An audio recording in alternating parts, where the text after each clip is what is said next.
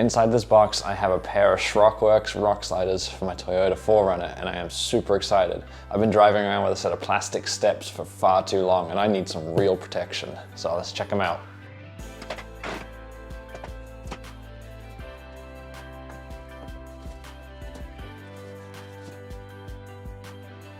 You have a couple of options when it comes to the style of rock slider that you get from Shrockworks. You can get ones that go straight out and have a nice tread plate for stepping on, or if you want a little bit extra clearance like I do, you can get these ones which are angled up 15 degrees. Now these are still far enough out that you can use them as steps, and they act like good kickers as well to keep you off rocks and trees.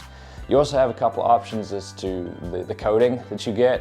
You can order these powder coated from Shrockworks for a little extra fee. Or you can get them bare metal like I did. Now it's totally personal preference. If I was going to order something else like a rear bumper, I'd get it powder coated, but because I know I'm going to scratch these every single time I go out, I want to get something that's going to be easy to touch up. So I'm going to paint these myself and just use a rattle can on the outside. If you're going to paint your own, head to wherever you get your nail polish and grab some 100% acetone nail polish remover. Scrub the whole thing down with a rag to remove any residue. When you're done, it's worth getting some sandpaper and just gently roughing up the smooth surfaces. This will help the primer adhere to the surface. I went with Rust-Oleum's Clean Metal Primer. If you get it at a hardware store, they'll usually tint it for you a darker color. I thought I was making a mistake by using a roller on the rounded tube, but it actually ended up being surprisingly easy to roll on. When it comes to painting the rock sliders themselves, a lot of people go with a textured bed liner, and there's nothing wrong with that, and I get the appeal of having that texture, especially if it's something you're going to be standing on.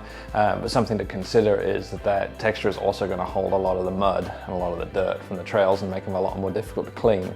So keeping that in mind, I have gone with a high performance enamel in semi-gloss. When you're spray painting, don't do what I did. Make sure you have plenty of ventilation and a proper respirator.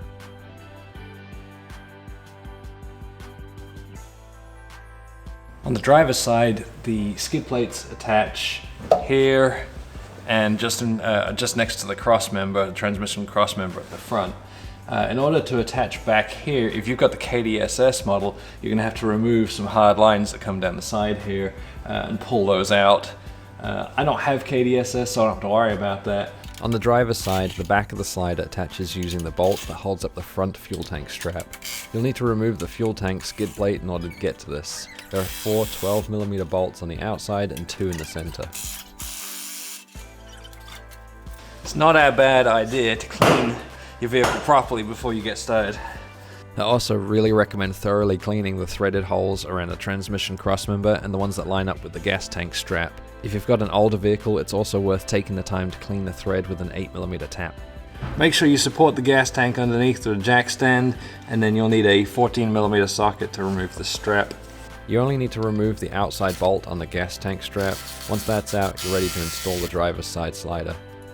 You can tell which side is the back of the slider because it has a cutout to accommodate the lines for KDSS. Get the slider in position and partially insert an M8 bolt into one of the holes in the front and one in the rear. This will let the slider hang in place. For all of the M8 bolts going into the frame, you'll want to use the provided 5/16 washer and lock washer. I also put the factory gas tank strap bolt back into place at this time so I could raise the vehicle up again. At the back, you'll need to install the gusset that's designed to go around the KDSS lines. You'll use the 3/8 by 1 1/4 inch bolt at the bottom to fasten it onto the slider arm, and an M8 bolt threaded into the frame at the top. If you have KDSS, make sure you secure the lines away from the slider so they don't rub. Put an M8 bolt with washers into each of the threaded holes in the frame on the front and the rear, including the one under the frame at the front. Once they're all in, tighten everything down and reinstall the gas tank skid plate. The process on the passenger side is similar, but you don't have to mess with the fuel tank. Line up the front of the slider with the transmission crossmember and insert a couple of the M8 bolts to hold it up. The hole that lines up with the bottom of the back bracket isn't threaded. Check to see if the provided 3/8 by 1 inch bolt fits in the hole. If it does, like mine did, you're in luck. If it doesn't, you'll need to drill it out with a 3/8 inch drill bit. The most frustrating part of the whole installation is trying to get the stick nut in place inside the frame. I popped off the little plastic cap inside the frame to give myself more room and managed to maneuver it into place right above the back bracket. Thread the bolt in, tighten everything up, and go for a drive.